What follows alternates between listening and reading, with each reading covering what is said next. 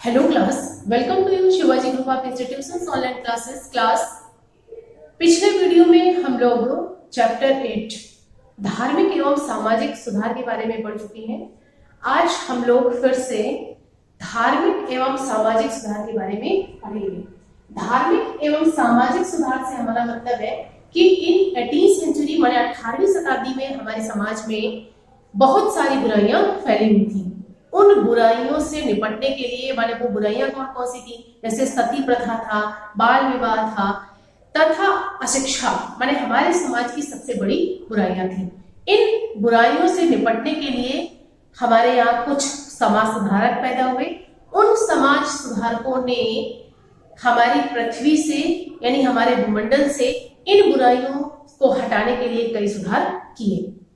जैसे सबसे पहले हम लोग डिस्कस करते हैं राजा राम मोहन रॉय के बारे में। राजा राम मोहन रॉय क्या थे? राजा राम मोहन रॉय नॉर्थ एरिया माने उत्तर एरिया के समाज सुधारक थे।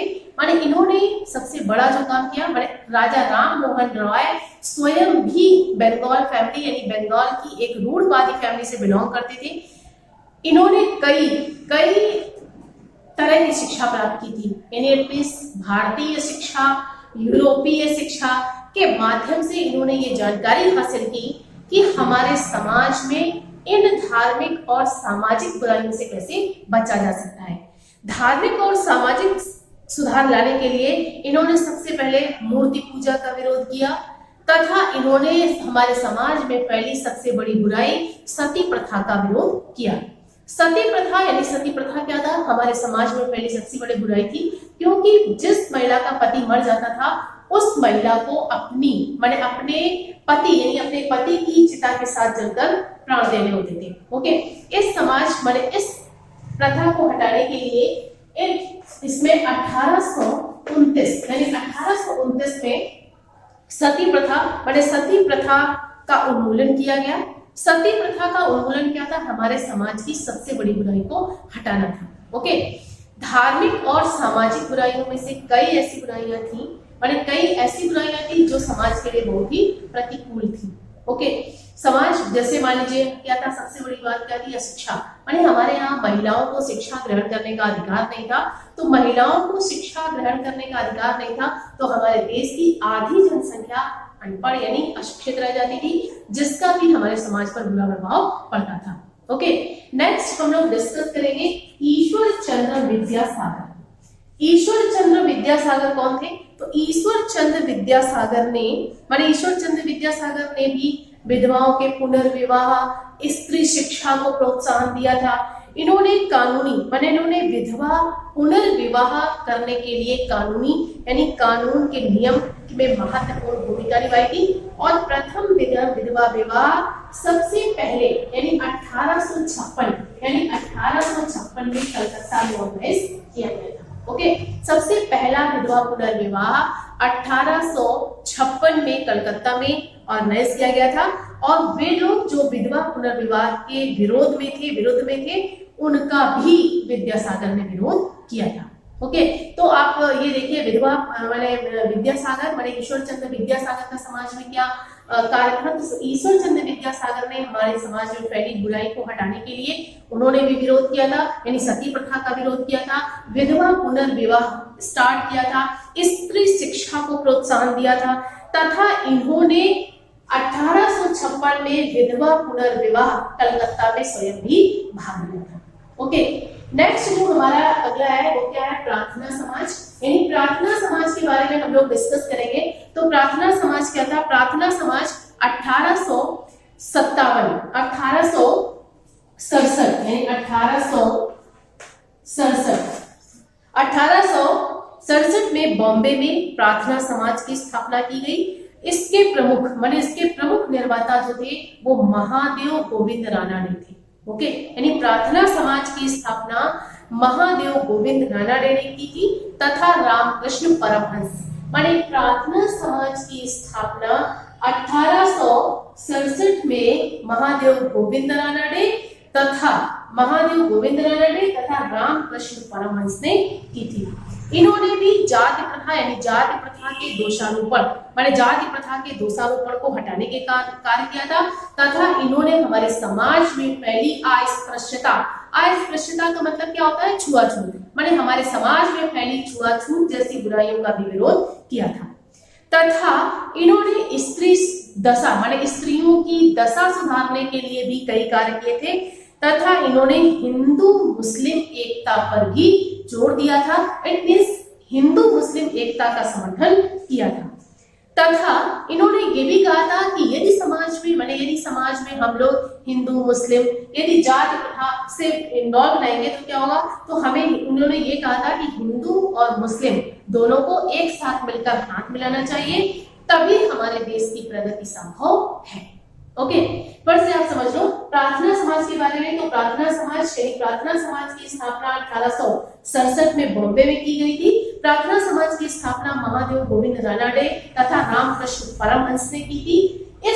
इसका प्रमुख उद्देश्य जो था वो स्त्रियों की दशा में सुधार लाना था। माने स्त्रियों की दशा में सुधार लाने के लिए तथा विधवा पुनर्विवाह का इन्होंने समर्थन किया था तथा इन्होंने हिंदू और मुस्लिम में जो अखंडता है उसका विरोध किया था। उन्होंने कहा था यदि समाज में हिंदू और मुस्लिम हाथ मिलाकर एक साथ नहीं चलेंगे तभी हमारे समाज की प्रगति संभव है। ओके, नेक्स्ट हम लोग डिस्कस करेंगे वेद समाज के बारे में। वेद समाज के बारे में हम लोग डिस्कस करेंगे। तो वेद समाज की स्थापना 1864 में मद्रास में की गई थी। ओके, वेद समाज की स्थापना 1864 में मद्रास में की गई थी। इसका प्रमुख उद्देश्य जो था यानी इसके प्रमुख महत्वपूर्ण जो नेता थे वो कौन थे? चेवंती श्री घरालू। ओके, चेवंती श्री घरालू नायडू। इन्होंने भी जाति प्रथा का विरोध किया था तथा विधवा पुनर्विवाह का समर्थन किया तथा नारी शिक्षा का पर भी जोर दिया था। इन्होंने कहा था कि जो भी हमारे समाज में अंधविश्वास है, कुरीतियां हैं, इन सब से जुड़े प्रयासों पर भी उन्होंने दोषारोपण लगाया था। माने ये सारी समाज में पहली हमारी जो बुराइयां हैं, हमारी जो कुरीतियां हैं, वो हमारे समाज के लिए अभिशाप बनी हुई है। ओके, नेक्स्ट आगे हम लोग डिस्कस करेंगे सत्यशोधक समाज। तो सत्यशोधक समाज की स्थापना 1873 में माने 1873 में ज्योतिबा फूले ने 1873 में सत्यशोधक समाज की स्थापना की थी तथा इसकी सबसे बड़ी जो बात थी वो क्या था कि सभी धर्मों के व्यक्तियों को सत्यशोधक समाज की सदस्यता के लिए इन्होंने दरवाजे खोल दिए थे। यह सत्यशोधक समाज में सभी जाति के सदस्यों को सदस्यता के लिए पूरे दरवाजे खुले थे। इसका प्रमुख उद्देश्य ये था कि समाज में सभी लोगों को समान अधिकार मिल सके। माने इसका प्रमुख यानी सत्यशोधक समाज का प्रमुख उद्देश्य क्या था? प्रमुख उद्देश्य था कि समाज के सभी लोगों को समान अधिकार दिया जाए। ओके, नेक्स्ट हम लोग डिस्कस करते हैं आर्य समाज के बारे में। तो आर्य समाज की स्थापना 1857 में हुई थी। ओके, नेक्स्ट आर्य समाज की स्थापना 1857 में हुई थी। आर्य समाज की स्थापना 1857 में स्वामी दयानंद सरस्वती ने की थी। इसमें दयानंद सरस्वती ने भी विधवा पुनर्विवाह, स्त्री शिक्षा पर जोर दिया था तथा इन्होंने भी जाति प्रथा का विरोध किया था। रामकृष्ण मिशन तथा विवेकानंद। तो आप सभी जानते हैं रामकृष्ण परमहंस यानी विवेकानंद के गुरु रामकृष्ण परमहंस थे। रामकृष्ण परमहंस ने प्रार्थना समाज की स्थापना की थी और अपने गुरु के कार्य को आगे बढ़ाने के लिए विवेकानंद ने रामकृष्ण मिशन की स्थापना की थी। इन्होंने भी कहा था कि यह मिशन सामाजिक कार्यों के लिए पूरी तरह से खड़ा है। या इस मिशन का जो उद्देश्य था सामाजिक कार्यों को करना, जैसे विधवाओं को जलाना अर्थात सती प्रथा का विरोध किया था। विधवाओं की दयनीय दशा यानी समाज में फैली जो बुराइयां हैं, यानी समाज में फैली बुराइयां, जैसे क्या था विधवाओं की दयनीय दशा थी। यानी इन समाज में यानी स्त्रियों का जो सती प्रथा का क्या था? सती प्रथा में महिलाएं अपने पति की चिता के साथ जल जाती थी।